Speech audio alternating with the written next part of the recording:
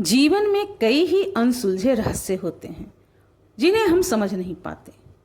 मनीष की बारिश में एक अभिशापित मुलाकात की कहानी उसी अज्ञात और अदृश्य शक्ति का प्रतीक है जिसे हम अनुभव कर सकते हैं लेकिन समझ नहीं पाते। यह कहानी हमें यह सिखाती है कि प्रकृति के साथ साथ कुछ अदृश्य शक्तियाँ भी हमारे चारों ओर होती हैं जिन्हें हम देखकर भी अनदेखा कर दिया करते हैं। यह मनीष की कहानी है। मनीष की उम्र करीबन 32 साल रही होगी और मनीष की पत्नी प्रिया, आज उन दोनों की शादी का सालगिरह था। मनीष ने अपनी पत्नी से कहा कि तुम तैयार होकर रहना, मैं शाम को जल्दी ही ऑफिस से वापस आ जाऊंगा और साथ में दोनों कहीं घूमने चलेंगे। उसकी पत्नी ने भी हामी भर दी। मनीष ऑफिस गया और वह काम कर रहा था। अचानक ही रात के 8 बजे उसे याद आया कि आज तो उसकी शादी की सालगिरह है और पत्नी को भी घूमने ले जाने का वादा किया हुआ है। वह ऑफिस से निकला और जब उसने गाड़ी स्टार्ट की तो उसने देखा कि उसकी गाड़ी में कुछ खराबी आ गई है, गाड़ी स्टार्ट नहीं हो रहा है। इस पर वह गाड़ी उसने ऑफिस में ही नीचे लगा दिया और गार्ड को कहा कि गाड़ी को देखना और मैं पैदल ही घर जाऊंगा। इस पर गार्ड ने पूछा, साहब घर कैसे जाओगे आप? उसने बोला कि मैं बस से चला जाऊंगा और वह धीरे धीरे बस स्टैंड पर जाने लगा। अब बारिश और भी तेज़ होने लगी थी क्योंकि मॉनसून का समय था।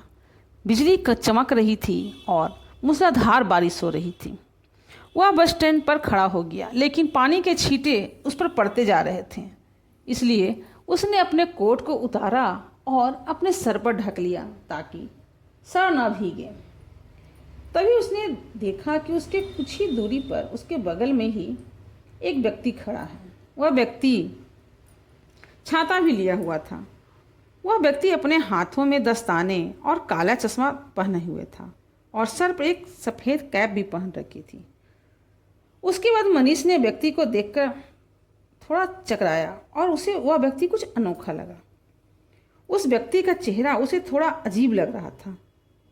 फिर वह व्यक्ति ने मनीष से कहा, यह दुनिया वास्तव में बहुत विचित्र है। यहाँ जीवन और मौत के बीच का सफ़र है। यहाँ बारिश और सूखे का अंतर अनुभव होता है। मनीष व्यक्ति के इन शब्दों से अचंभित हुआ और उसके पास उसके इस बात का कोई भी जवाब नहीं था। फिर भी उसने मुस्कुराकर सर हिलाया और बिल्कुल अचानक उसी समय मनीष का फ़ोन बजने लगा। जब उसने फ़ोन निकालने की कोशिश की तो फ़ोन उससे छूटकर नीचे गिर गया। फिर जब उसने फ़ोन उठाने की कोशिश की तो उसको बहुत ही अजीब सी चीज़ नज़र आई। उसे यह लगा कि उस व्यक्ति के पैर ही नहीं थे, वह हवा में खड़ा था। मनीष इस अनोखी घटना से बहुत डर गया और उसके चेहरे का रंग बदल गया। अब मनीष उस व्यक्ति से दूर जाने का विचार करने लगा। उसने अपने आसपास देखा तो उसे कोई और दूसरा व्यक्ति नज़र नहीं आया। वह बहुत ज़्यादा डरा हुआ था और बारिश भी मूसलाधार हो रही थी। रात के समय उसे ना तो कोई ऑटो या ना कोई टैक्सी ही नज़र आ रही थी। बहुत तेज़ बारिश होने के कारण मनीष को कुछ भी दिखाई नहीं दे रहा था। उसने बस अपनी पत्नी प्रिया को चुपके से मैसेज करते हुए कहा, बस स्टैंड पर जल्दी से आ जाओ, और उसने अपनी पत्नी को इस घटना के बारे में बता दिया था। इस घटना के बाद से समीर अभी भी डरे हुए हालात में ही खड़ा था। वह खड़े होकर एक मेज पर बैठ गया और धीरे धीरे अपनी सांसों को संभालने लगा। बाद में बारिश उसके ऊपर फिर से बंद हो गई थी। तभी उसने अचानक अपनी साइड में देखा, वहाँ पर फिर से वही व्यक्ति बैठा हुआ था। अब मनीष को बहुत ही डर लगने लगा। उसने अचानक जोर से चिल्लाया और फिर से भागने लगा। बारिश के कारण रोड पर धुंध बढ़ गई थी जिससे उसे कुछ भी दिखाई नहीं पड़ रहा था। बाद में वह कुछ दूर आकर रोड पर खड़ा हो गया और फिर अचानक से बिजली चमकी। उस व्यक्ति को फिर से उसी रोड पर खड़ा होते देखा। इस बार उसने अपने आँखों पर से अपना चश्मा हटा दिया। अब जो सीन उसे दिखाई पड़ा, उसकी आंखें बहुत ही काली दिखाई दी और उनमें से खून टपक रहा था। अब वह व्यक्ति बहुत ही डरावना लग रहा था। तभी मनीष ने अचानक से पीछे मुड़कर देखा। बस के हॉर्न की आवाज़ आ रही थी। उसे बस भी दिखाई दे रही थी। फिर अचानक से बस रुकते ही वहाँ पर भीड़ जमा हो गई और मनीष को अपनी जान बचाने के लिए उस बस की ओर भागना पड़ा। मनीष उस भीड़ के अंदर फंस गया, गिर गया। लोग उसके पैरों को कुचल दे रहे थे। भीड़ से हटाने के लिए बस ड्राइवर ने बस को थोड़ा आगे ले गया और इसी बीच चूंकि वह सीढ़ियों पर ही खड़ा था, उसके पैर तो कुचले ही जा रहे थे, वह नीचे गिर गया और वहीं पर वह अपना होश खो बैठा। बस बहुत दूर आगे जाकर रुकी।